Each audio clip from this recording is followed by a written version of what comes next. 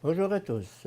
Je continue à vous partager des extraits du volume de bioéthique de Monseigneur Elios Greccia.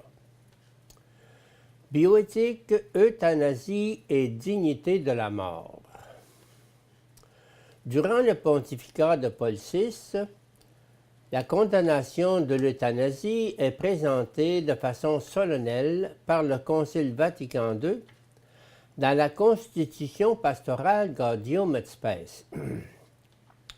Tout ce qui s'oppose à la vie elle-même, comme toute espèce d'homicide, de génocide, l'avortement, l'euthanasie et même le suicide délibéré, toutes ces pratiques et d'autres analogues sont en vérité infâmes.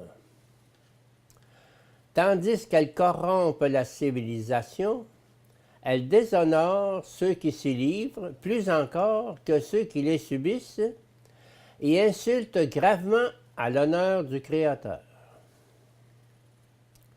Le droit à vivre est un droit fondamental, inaliénable. Il subit aujourd'hui de graves violations.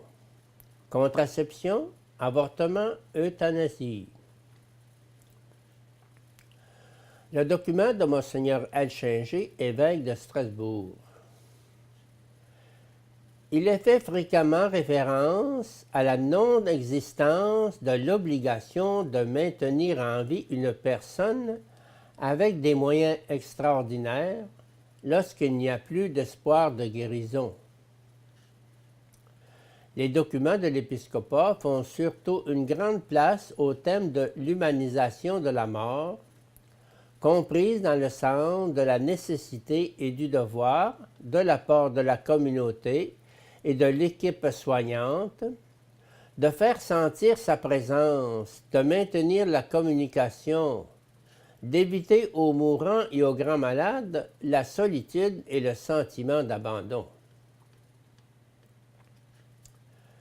Synthèse doctrinale de caractère moral en matière d'euthanasie. Il faut le dire une nouvelle fois avec fermeté, rien ni personne ne peut autoriser que l'on donne la mort à un être humain innocent, fœtus ou embryon, enfant ou adulte, vieillard, malade incurable ou agonisant. Personne ne peut demander ce geste homicide pour soi ou pour un autre confié à sa responsabilité, ni même y consentir explicitement ou non.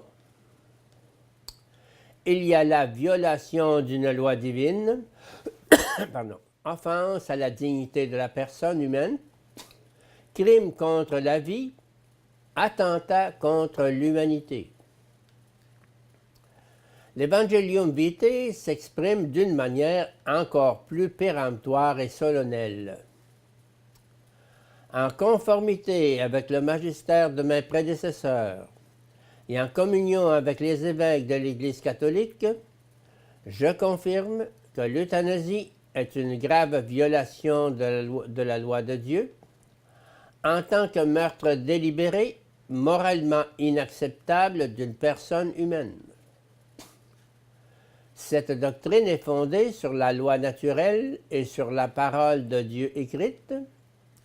Elle est transmise par la tradition de l'Église et enseignée par le magistère ordinaire et universel. Le suicide est refus d'amour envers soi-même, négation de l'aspiration naturelle vers la vie, abdication devant les obligations de justice et de charité à l'égard des proches de diverses communautés et du corps social tout entier. L'Evangelium Vitae indique que l'euthanasie comporte la malice propre au suicide ou à l'homicide et affirme que le suicide est toujours moralement inacceptable, au même titre que l'homicide, et ajoute peu après, partager l'intention suicidaire d'une autre personne et l'aider à la réaliser par ce qu'on appelle le suicide assisté, signifie que l'on se fait collaborateur et parfois même acteur d'une injustice qui ne peut jamais être justifié, même si cela répond à une demande. On doit dire que de l'euthanasie qu'elle est une fausse piété, et plus encore une inquiétante perversion de la piété. En effet, la vraie compassion rend solidaire de la douleur d'autrui, mais elle ne supprime pas celui dont on ne peut supporter la souffrance. On atteint ensuite le sommet de l'arbitraire et de l'injustice lorsque certaines personnes, médecins ou législateurs, s'arrogent le pouvoir de décider qui doit vivre et qui doit mourir. Lorsque le législateur ou les associations médicales décident que l'euthanasie ou le suicide assisté sont admissibles à condition qu'il s'agisse de personnes qui se trouvent dans des circonstances déterminées, ne sont-ils pas, eux aussi, peut-être en train de s'arroger le droit de décider qui doit vivre et qui doit mourir? Le Christ, par sa vie, sa mort et sa résurrection, a donné un sens nouveau à l'existence de chacun des siens, et spécialement à leur mort, selon la parole de saint Paul. Si nous vivons pour le Seigneur, et si nous mourrons pour le Seigneur. Donc, dans la vie comme dans la mort, nous appartenons au Seigneur. Romains 14, 8. Et comme toujours, le Christ sera glorifié dans mon corps, soit que je vive, soit que je meure. Philippiens 1, 20.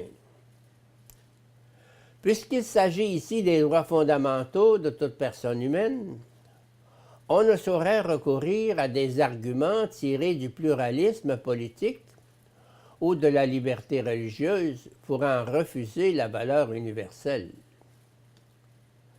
La vie est un bien et une valeur laïque reconnaissable par tous ceux qui entendent s'inspirer de la droite raison et de la vérité objective. La vie humaine, indique encore la déclaration, est le fondement de tous les biens, la source et la condition nécessaire de toute activité humaine et de toute communion sociale. Respecter la vérité de la personne dans le moment de la vie naissante signifie respecter Dieu qui crée et la personne humaine telle qu'il l'a créée.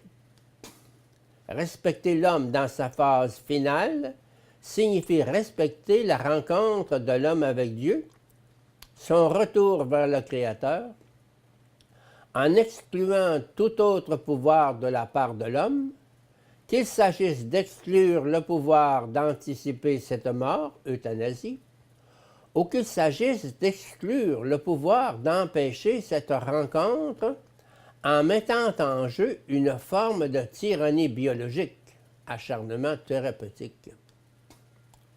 C'est dans cette optique que se délimite la frontière entre euthanasie et mort avec dignité.